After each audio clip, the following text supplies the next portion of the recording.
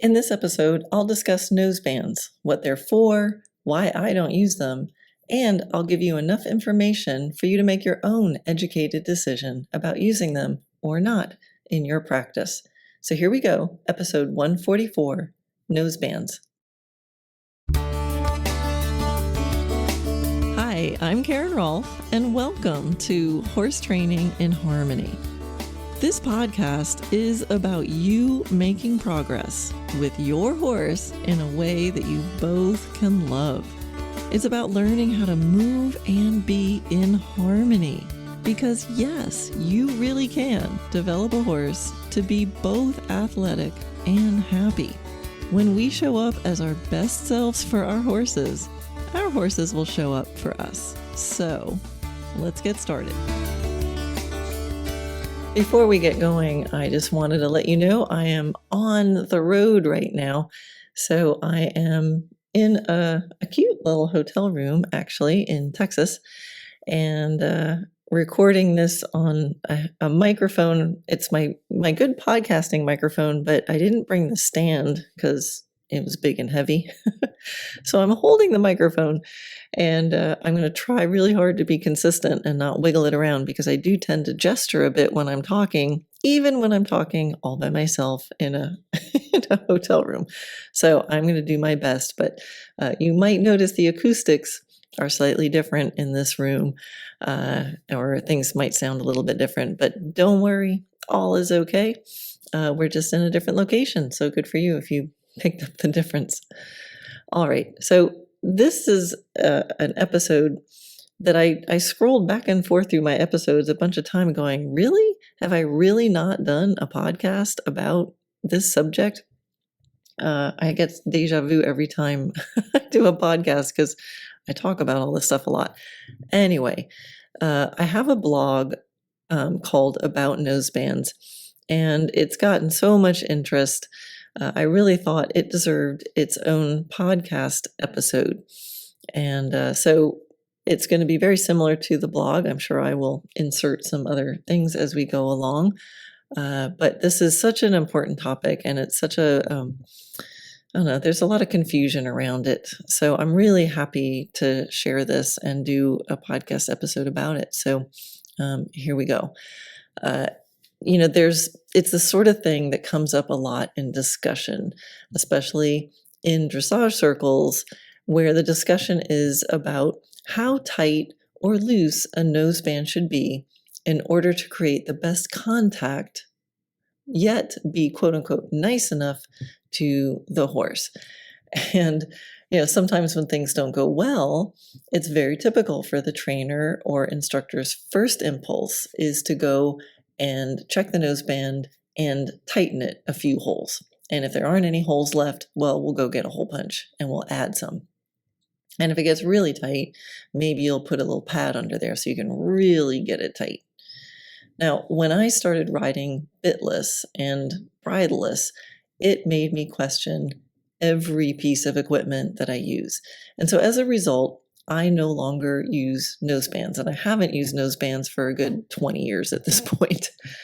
For those of you who do compete in dressage, in traditional dressage shows, yes, dressage competition, at least here in the United States, requires your bridle to have a noseband.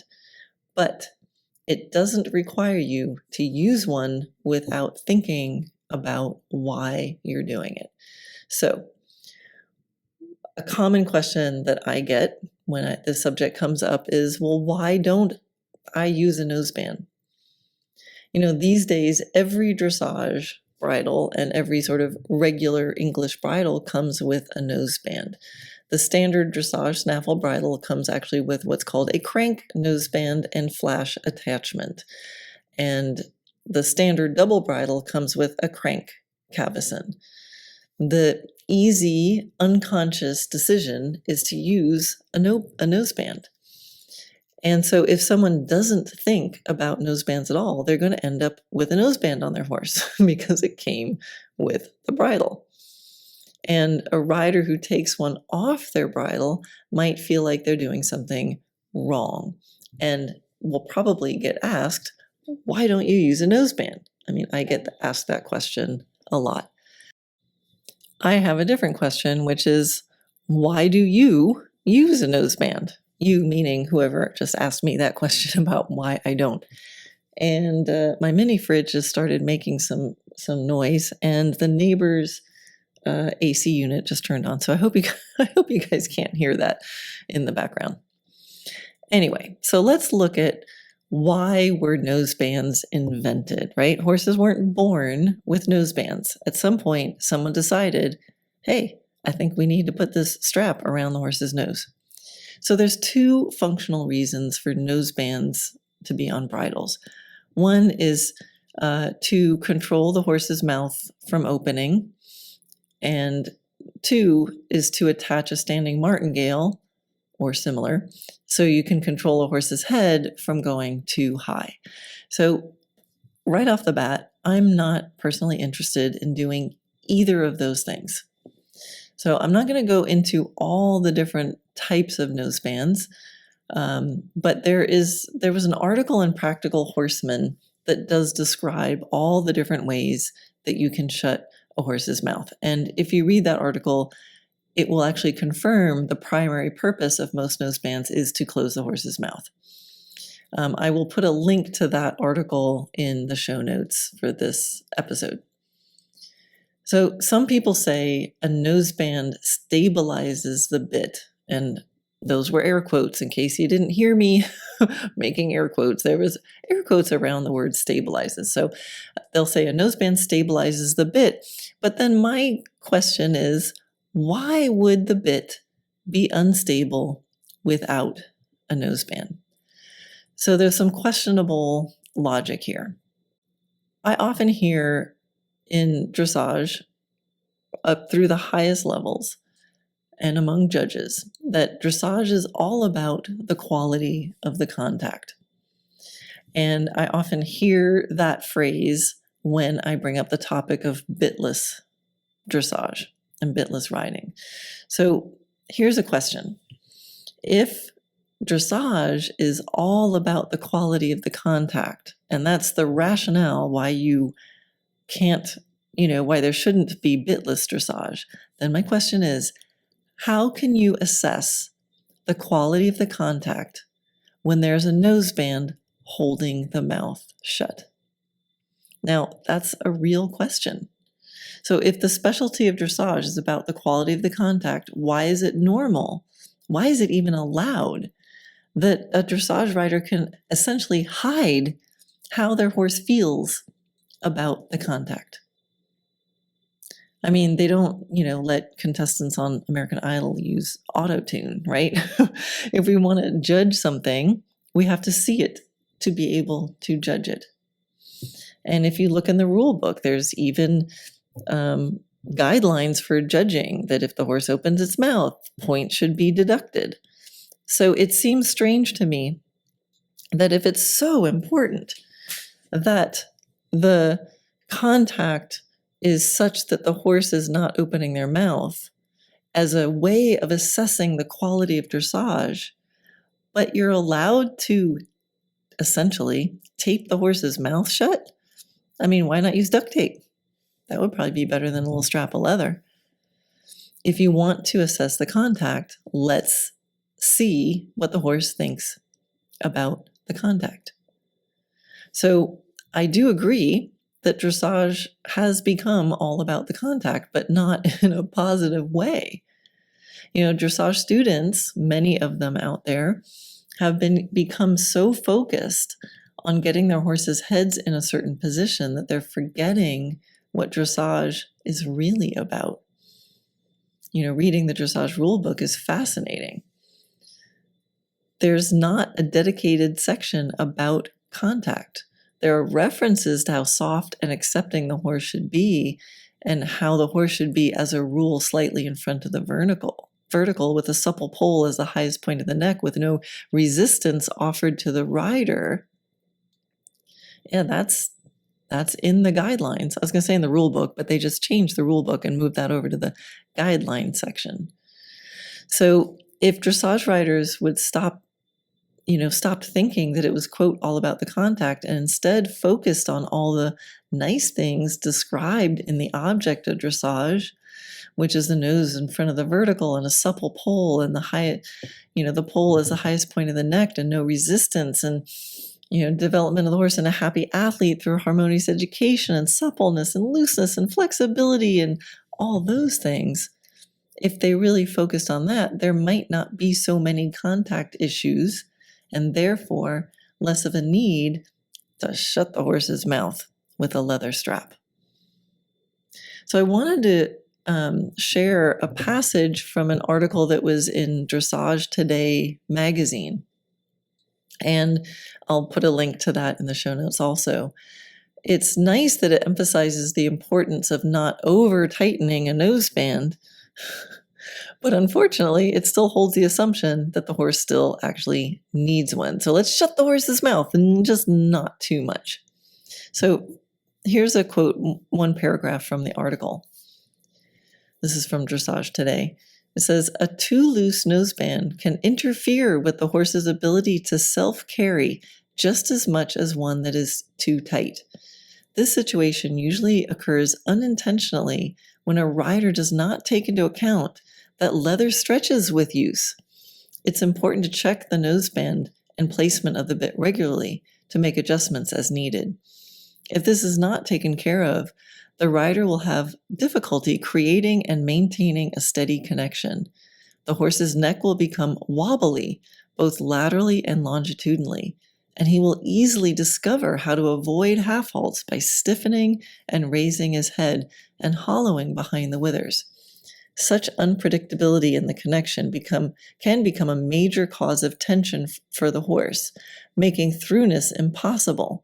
If the rider is frustrated with the unsteady connection and, in an effort to obtain submission, becomes busier with the hands, a vicious cycle is created." End quote. Oh my gosh, there's a lot to unpack there. Where do I begin? So, first of all, the idea that a lack of a noseband prevents a horse from being able to have self-carriage is, in my opinion, just plain ridiculous. A horse is going to fall down if they don't have a noseband. I mean, it's so deep, my friends, the illogic of that. I mean, now we see the problem inherent in the system, to quote Monty Python. And if the leather on your noseband is stretching, it means that the horse is putting so much pressure against it, enough to stretch leather.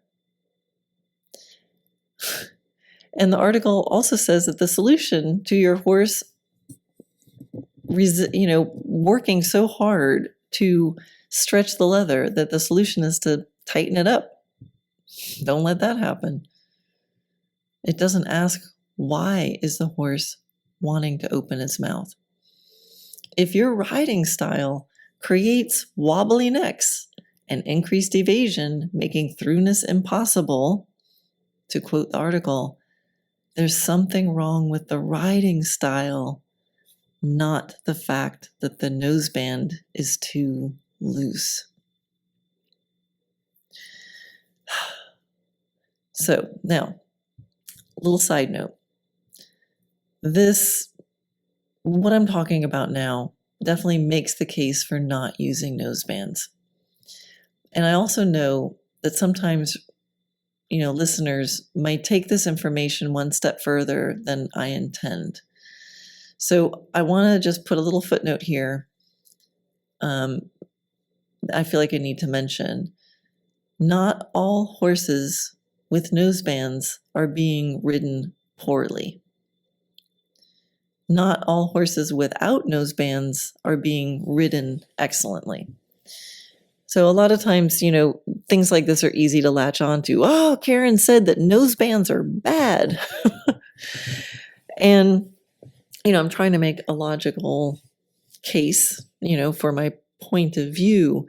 But don't have a knee-jerk reaction, because I've seen this happen, that someone, will have a horse and their bridle came with a noseband, so they put it on and it's adjusted loosely because they just think it's proper equipment, because that's what it was sold like.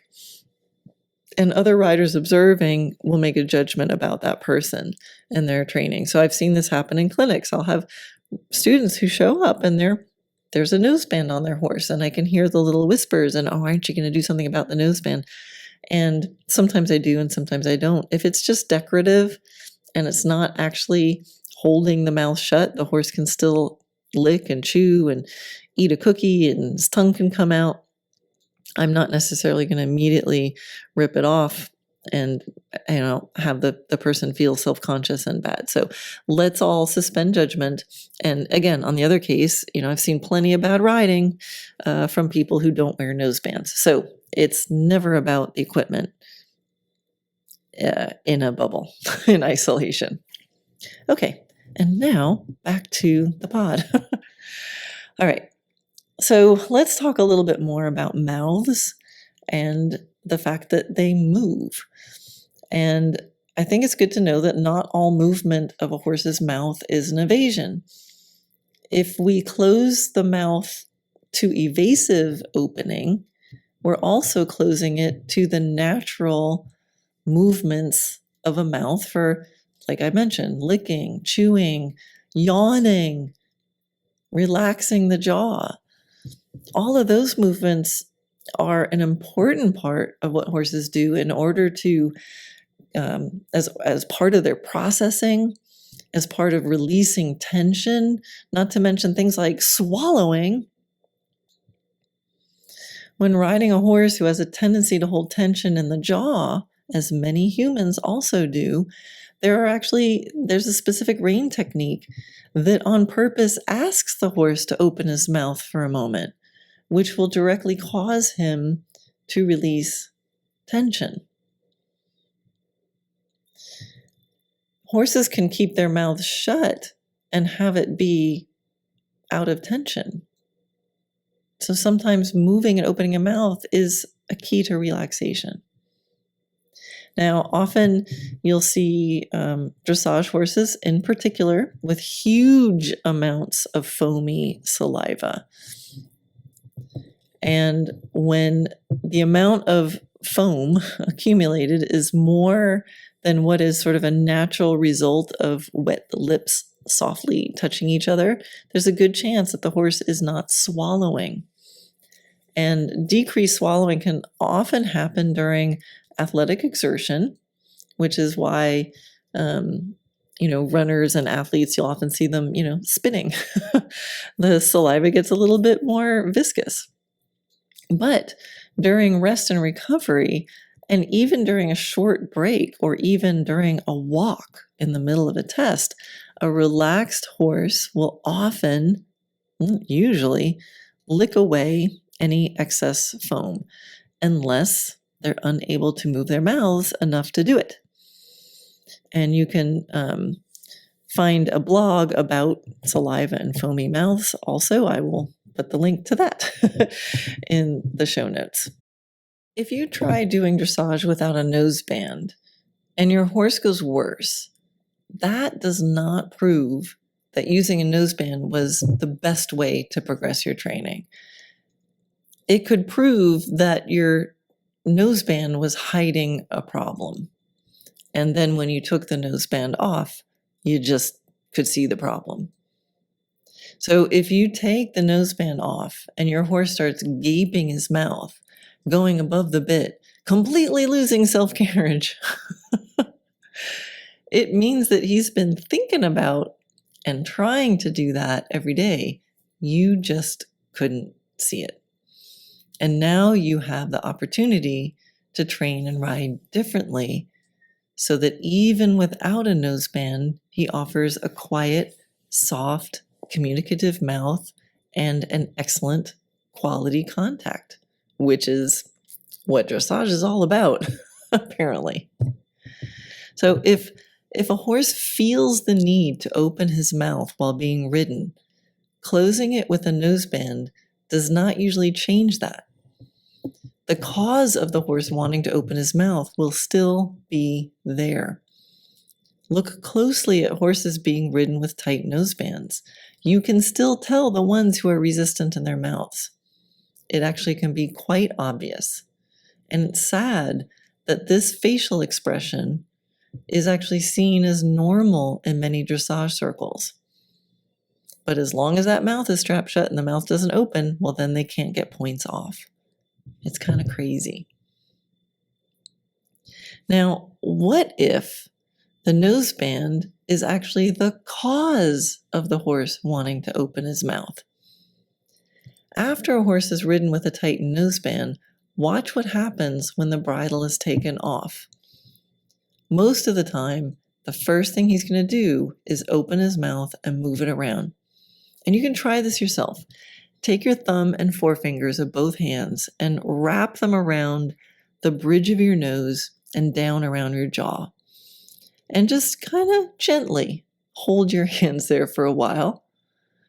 If you want, you can play with the amount of pressure. Try to simulate how much pressure you think might be on if it was a tightened noseband, and just hold them there for a little while. Just keep them there. See if you can keep them there for about a minute. A minute's going to feel like a long time doing that. And then when you're ready, take your hands away. And when I do this with people and I'm watching them, the first thing that they do is open their mouths and move their jaw around. And that was after holding this for like 30 seconds, if you even lasted that long. So there could be the case that having a noseband on your horse, especially one that has a flash or a dropped or something that's adjusted tight enough to be restricting the amount of movement of the horse, that you might be causing your horse to wish and want him to open his own mouth. So here's another little asterisk. Side note, meet me on camera too. Bitless bridles have a piece that goes around the nose. It's because sometimes I get that, well, you ride bitless and that has a noseband. Like, okay. But it also explains the reason why I designed my bitless bridle the way I did, because a lot of bitless bridles are designed so that the nose piece has to be tight so it doesn't spin around, and then the cheek pieces go in the horse's eyes. So I designed mine more in the shape of a halter, so the noseband part could be loose, so that even if it twists a little bit, like if you accidentally have way too much pressure on one rein, the cheek pieces won't get in the horse's eyes. So the bitless bridles that I prefer are ones that can be adjusted with a loose noseband, and they don't have any leverage or anything that tightens when you use the reins. So I'm consistent. All right, so let's look at the nutshell. My view on nosebands in a nutshell. If a horse feels the need or desire to open his mouth, I want to know, and I'll give him the room to do it. And this will allow me to see issues in training that then I can solve.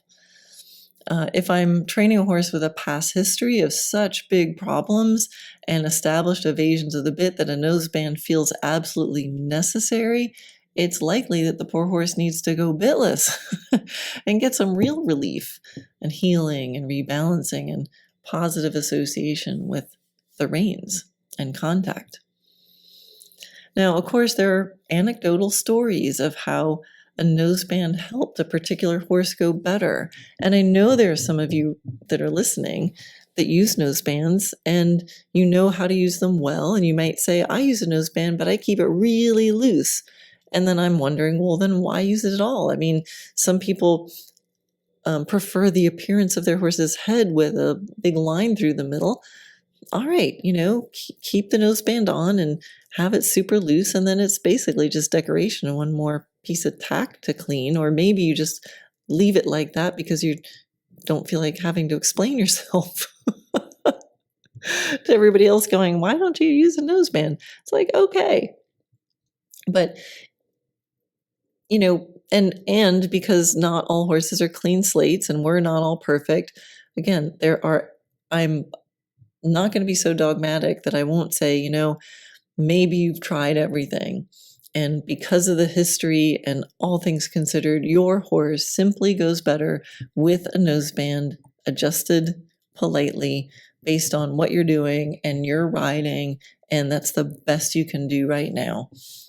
And that's fine, right? Because I'm not going to be so righteous that if that kind of evidence was in front of me and I'm like, listen, the horse is 24, this is how I ride, and based on everything is just a lot more polite and happy and harmonious with this politely adjusted piece of leather. Okay. But then the next horse you train, all this stuff that I'm talking about still applies. So the main thing here is that if you're currently using a noseband, it's important to know your reason and decide if you really like that reason. So I'm not here to judge you or criticize you, but ask yourself, why are you adding this piece of equipment to your horse's head? Just think about it. And perhaps you can look at nosebands in a new way and be even more conscious and more confident about what your horse needs to be his best for you and the equipment that you choose to help him. But we have to ask ourselves, what are we doing? And do our actions support the dream that we're trying to achieve? At the end of the day, we have to check in with ourselves to see if we're on track and heading in the direction we want. So for me, my actions and equipment need to feel aligned with my principles and what feels good. I'm for sure not perfect, but I need to feel like I'm doing my best for my horse in as many areas as I can.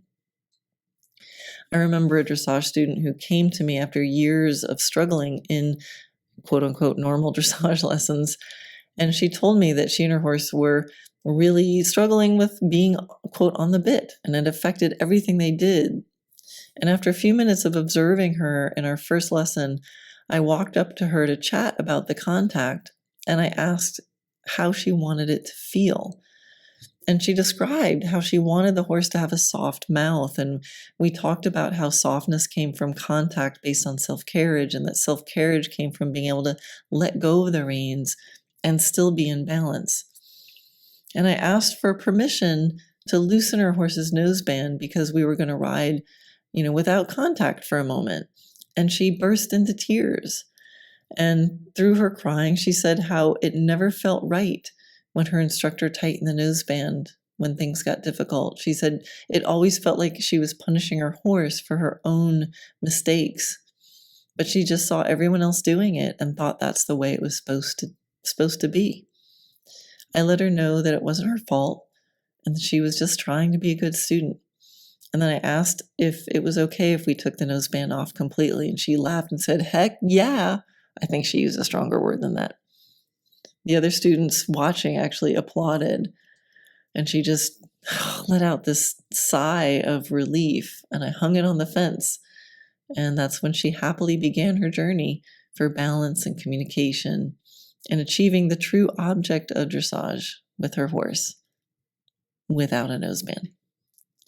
So I hope that this helps, and I hope it helps you just think about the noseband and any other piece of equipment you choose to put on your horse.